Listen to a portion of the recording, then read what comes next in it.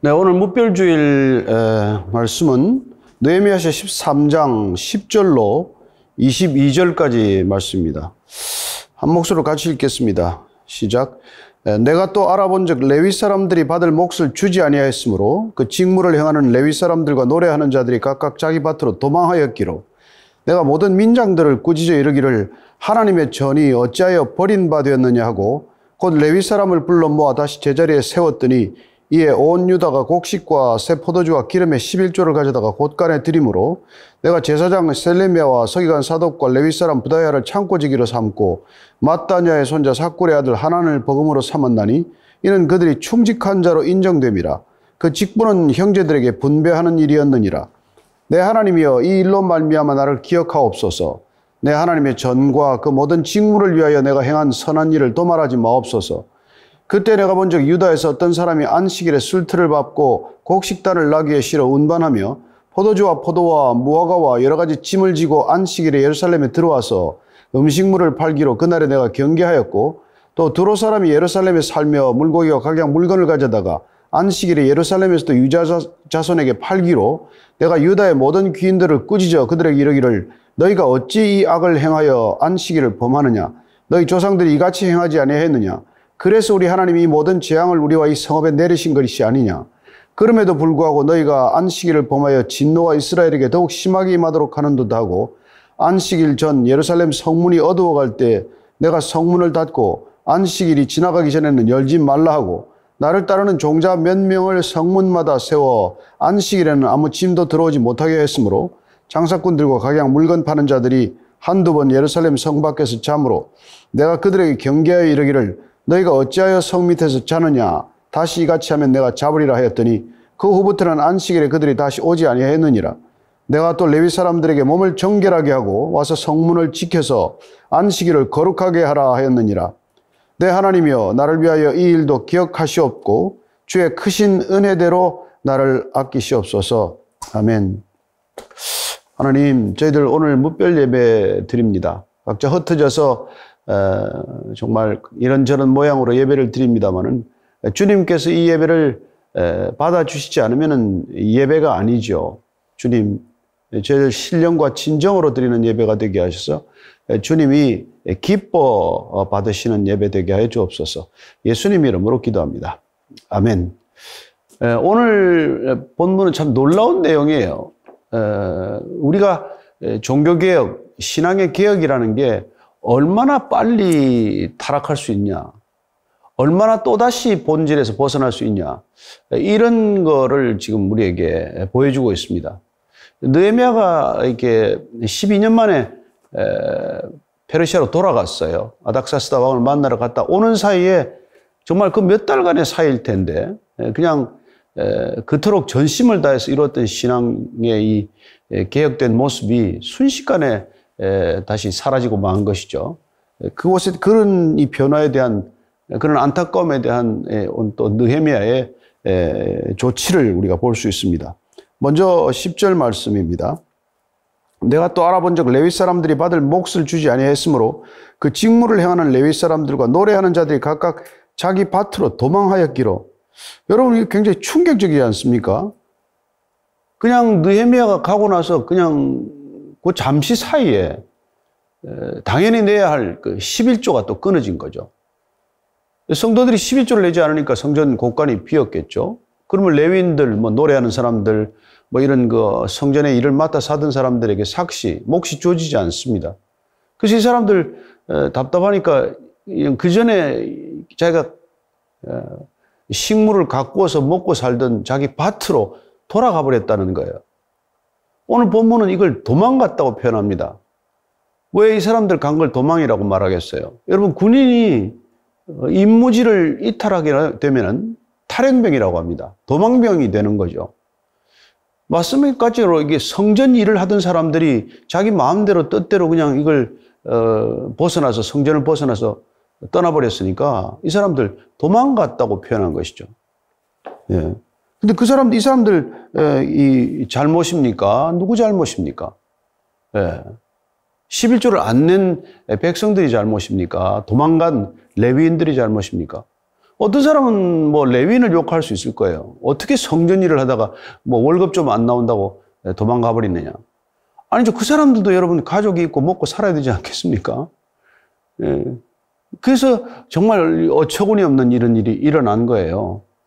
예. 근데 이건 자기들이 원래 맹세를 했던 일입니다. 언약 갱신할 때 이 뭐 지도자들이 인장을 찍고 앞으로 이런 일이 없도록 단단히 자기들이 하나님 앞에서 서원했던 일이거든요. 근데 이게 이렇게 쉽게 깨졌다는 거예요. 앞서 우리가 10장 37절, 39절을 보면 어떤 일을 맹세했는지 알 수 있습니다.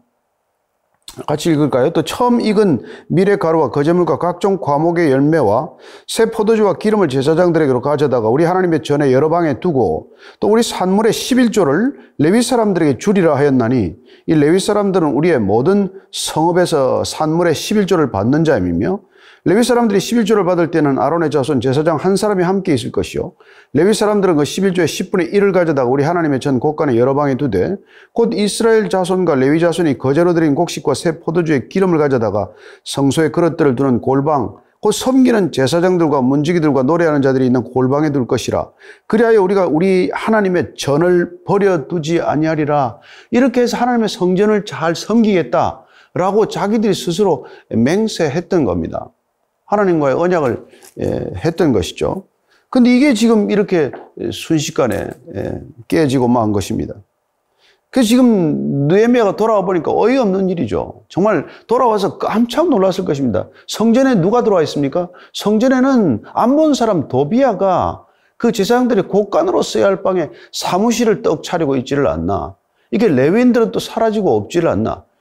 이런 모습에 얼마나 충격을 받았겠어요. 그래서 지금 11절 이렇게 반응하는 것입니다. 내가 모든 민장들을 꾸짖어 이르기를 하나님의 전이 어찌하여 버림받았느냐 하고 곧 레위 사람을 불러 모아 다시 제자리에 세웠더니 이에 온 유다가 곡식과 새 포도주와 기름의 11조를 가져다가 곳간에 드림으로 내가 제사장 셀레미야와 서기관 사독과 레위 사람 부다야를 창고지기로 삼고 마따냐의 손자 사꿀의 아들 하난을 버금으로 삼았나니 이는 그들이 충직한 자로 인정됨이라. 그 직분은 형제들에게 분배하는 일이었느니라. 근데 너 처음에 누구부터 꾸짖냐는 말이죠. 예. 레위인들부터 꾸짖는 게 아닙니다. 민장들부터 꾸짖는데, 민장이 누구예요? 지도자들, 백성이 지도자들입니다. 느헤미야는 지금 지도자들부터 꾸짖고 있는 것입니다. 지도자는 어떤 사람입니까? 책임이 있는 사람들이죠. 백성들을 탓하는 사람이 아닙니다. 여러분, 직분이라는 건 책임이죠. 권한이란 책임입니다. 특권이란 특별한 책임이에요. 지도자에게 권한이 주어진 것은 책임을 지라고 주어진 것 아닙니까? 근데 그런 사람들이 앞장서서 자기의 책임, 자기가 백성들 앞에서 보여야 할, 솔선해야 할 그런 수범을 하지 않았기 때문에 백성들은 뭐 순식간에 그런 일에서 벗어나는 것이죠. 아니, 지도자가 안 지키는 걸 백성들이 왜 지키겠습니까? 그래서 지도자의 일이란 책무란 이렇게 무거운 것이죠. 예. 그래서 지금 느헤미야는 민장들을 꾸짖어서 어떻게 이렇게 만들어 놓을 수가 있냐 하고는 레위 사람들을 다시 불렀더니 아니 사람들이 또 즉각 11조를 또 가지고 온 거예요. 11조가 없어서 안 준 것도 아닙니다. 누군가 안 주니까 안 준 거죠. 지도자들이 안 내는데 왜 백성들이 왜 냅니까? 그게 정말 안 냈던 사람들도 그 사람이고 또 가져오는 사람도 그 사람들이에요. 그럼 백성들이 이렇게 간사하다, 백성들이 정말 못됐다 이렇게 말할 수 있습니까? 아닙니다. 이건 죄인의 속성이에요. 죄는 늘 우리에게 두려움을 안겨줍니다. 그 죄인이란 늘 두려움 속에 사는 존재예요. 그래서 죄인들이 두려움에서 벗어나기 위해서 택하는 선택이 무엇입니까? 많은 사람들이 가는 곳을 가는 거예요. 다수가 택하는 걸 선택하는 겁니다. 그래야 그나마 좀 안심이 되니까요. 그러니까 뭐 많은 사람들이 다수가 안 내니까 안 내는 대열에 참여했다가 또 다수가 가져오니까 가져오는 대열에 참여하는 것입니다. 그래서 지도자가 중요한 것이죠. 같은 사람들이에요. 누가 지도자이냐에 따라서 전혀 다른 결과를 가져오는 것입니다. 어떤 사람이 지도력을 발휘하느냐에 따라서 상반된 전혀 반대의 결과를 가져올 수 있다는 것입니다. 이런 모습을 우리에게 보여주고 있는 것이죠. 고린도전서 4장 2절을 보면요. 이렇게 되어 있습니다. 맡은 자들에게 구할 것은 충성이니라. 느헤미야는 충성스러운 사람이었습니다. 그러나 민장들의 문제는 무엇입니까? 충성스럽지 않았다는 것이죠. 느헤미야가 자리를 뜨자마자 변해버린 것이죠. 여러분, 지도자란 어떤 자질이 중요하냐? 지금 오늘 고린도 말씀 뭐라 그럽니까? 충성이 중요하다는 거예요. 신실함이 중요하다는 것입니다. 믿을 만한 게 중요하다는 거예요. 여러분, 어떤 사람이 지도자입니까? 믿을 수 있는 만한 사람이, 믿을 만한 사람이 지도자입니다. 아니, 믿을 수 없는 사람을 누가 따라갑니까? 그러니 여러분, 지도자는 반드시 진실해야 하고 충직해야 하고 성실해야 한다는 겁니다. 신실해야 한다는 겁니다. 어느 정도로까지 신실해야 합니까? 예. 계시록 2장 10절을 보면은 이렇게 되어 있습니다. 2장 10절입니다. 시작. 너는 장차 받을 고난을 두려워하지 말라. 볼지어다 마귀가 장차 너희 가운데서 몇 사람을 오게 던져 시험을 받게 하리니 너희가 10일 동안 환난을 받으리라. 내가 죽도록 충성하라. 그리하면 내가 생명의 관을 내게 주리라. 여러분, 지도자들에게 이런 고난은 옵니다. 고난도 오고 오게 가는 옥고도 치르게 되고 심지어 환난도 오겠지만은, 그러나 충성을 다하라. 언제까지요? 예, 보십시오. 죽도록 충성하라는 겁니다. 우리의 충성은 죽도록 충성하는 것입니다.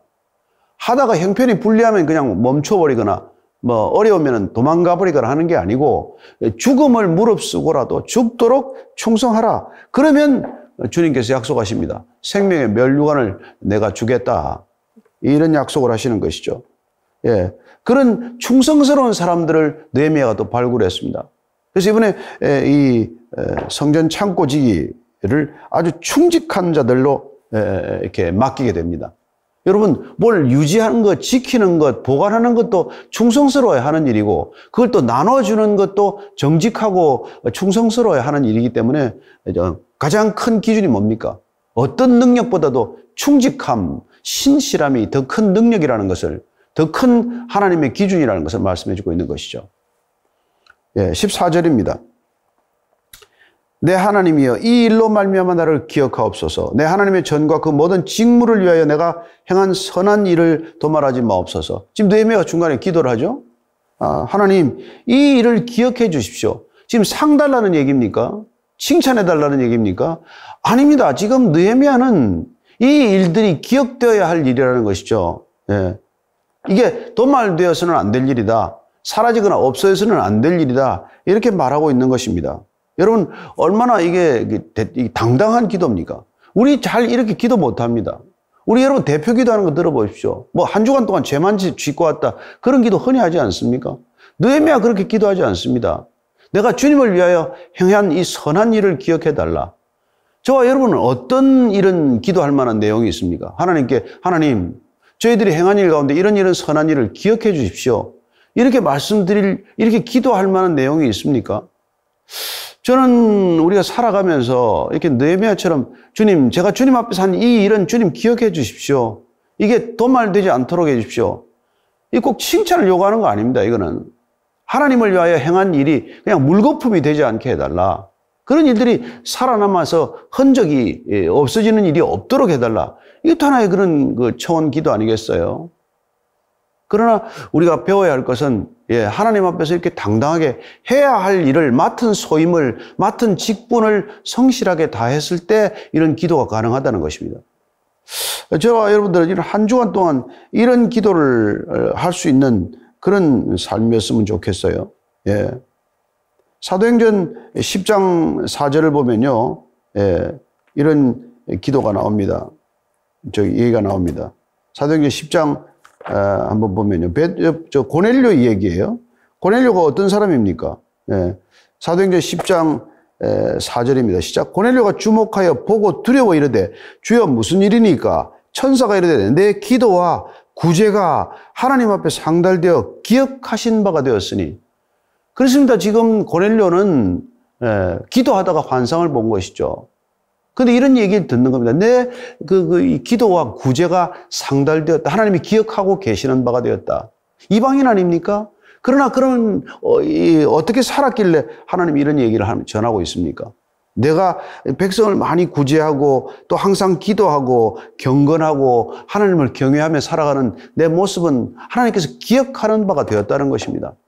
이렇게 기억해달라고 하는 느헤미야의 기도, 또 고넬료처럼 살아온 인생의 흔적들이 다 하나님께 기억되는 일, 이런 것들이 우리 신앙생활의 주 내용이 되어야 되지 않겠습니까? 15절입니다. 그때 내가 본즉 유다에서 어떤 사람이 안식일에 술틀을 밟고 곡식단을 나귀에 실어 운반하며 포도주와 포도와 무화과와 여러 가지 짐을 지고 안식일에 예루살렘에 들어와서 음식물을 팔기로 그날에 내가 경계하였고, 이제 또 보니까 또 안식일까지 무너져 있는 것입니다.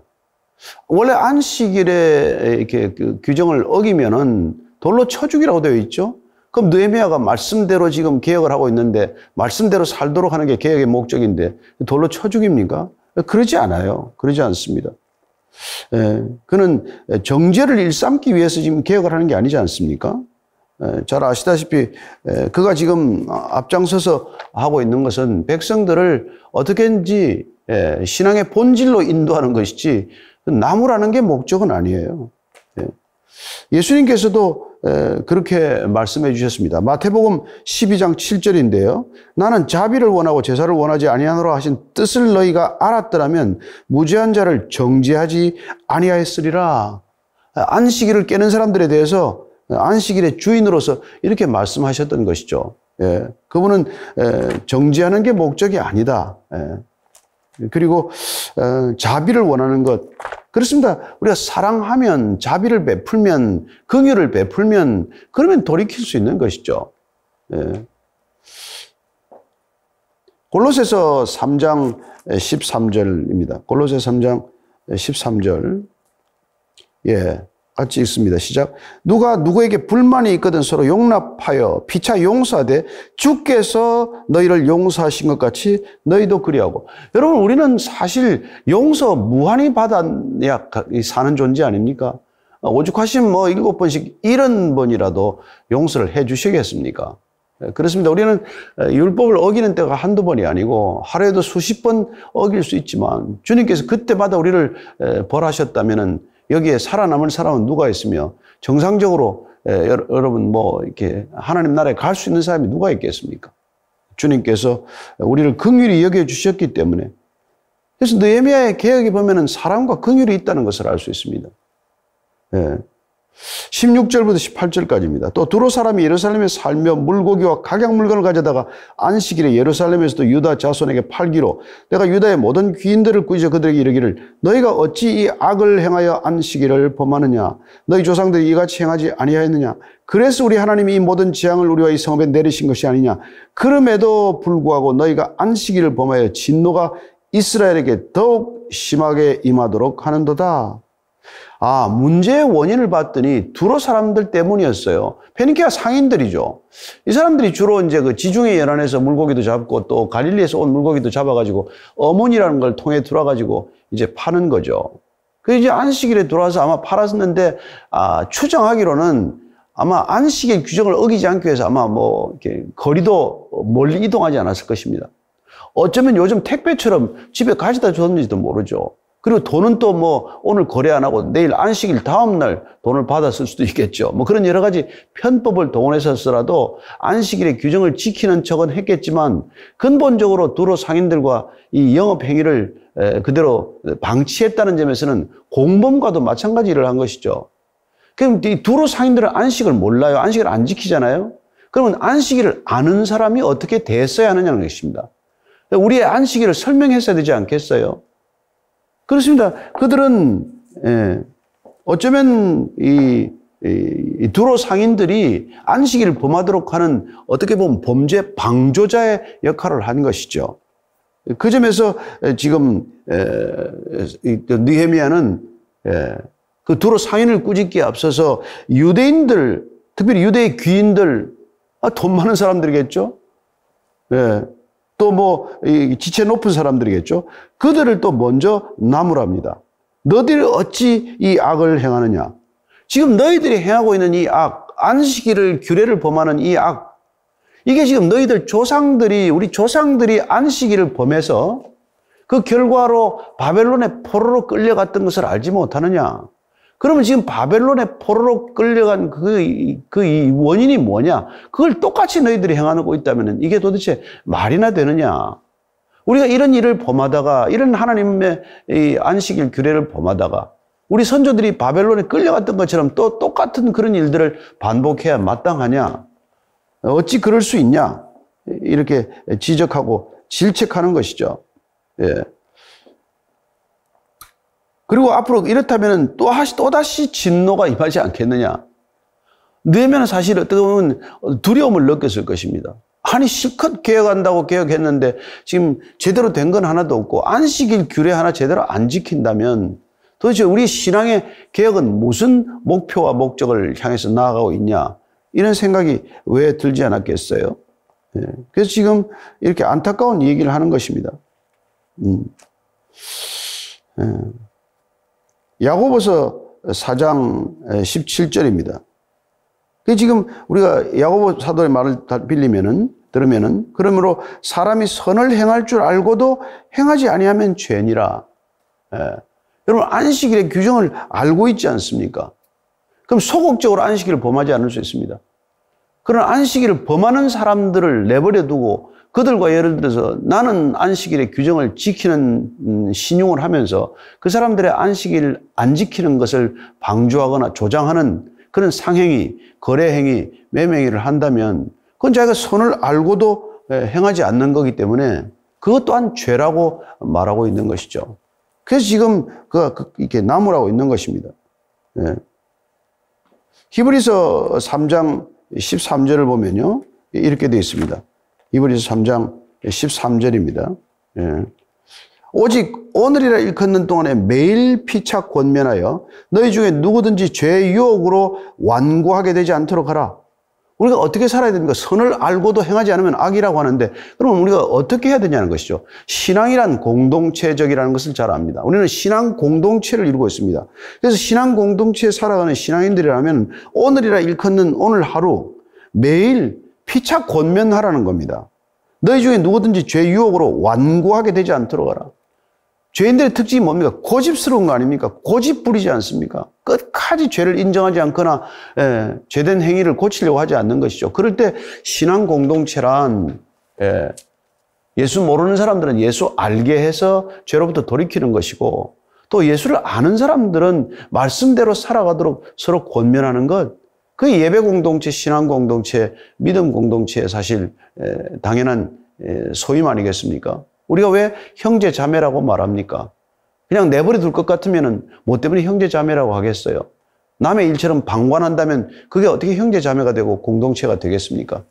따라서 이런 규례를 어길 때 우리는 어떻게 해야 하느냐는 것이죠. 내가 안 어기면 그만이지 뭐가 아니라 어기는 사람들을 다시 공동체로 돌이키기 위한 노력을 하지 않는다면 우리 또한 죄를 범하는 것과 마찬가지다. 이렇게 지금 알려주고 있는 것입니다. 자, 19절부터 21절까지예요. 안식일 전 예루살렘 성문이 어두워갈 때 내가 성문을 닫고 안식일이 지나기 전에는 열지 말라고 나를 따르는 종자 몇철 성문마다 세워 안식일에는 아무 짐도 들어오지 못하게 했으므로 장사꾼들과 각양 물건 파는 자들이 한두 번 예루살렘 성 밖에서 자므로 내가 그들에게 경계하여 이르기를 너희가 어찌하여 성 밑에서 자느냐 다시 이같이 하면 내가 잡으리라 했더니 그후부터는 안식일에 그들이 다시 오지 아니하였느니라. 예루살렘 성문을 자다 걸고 안식일에는 이제 그런 일을 못하도록 철저히 봉했지만 그러나 보십시오. 이들이 안식일 이게 규례가 허물어지는 거나 혹은 약해지는 걸 위해서 밖에서 지금 잠을 자면서 기다리고 있는 거예요. 여러분, 악은 이렇게 집요합니다. 악은 틈을 노려요. 언제든지 규정을 깨고 들어갈 틈을 이렇게 만들어내는 것입니다.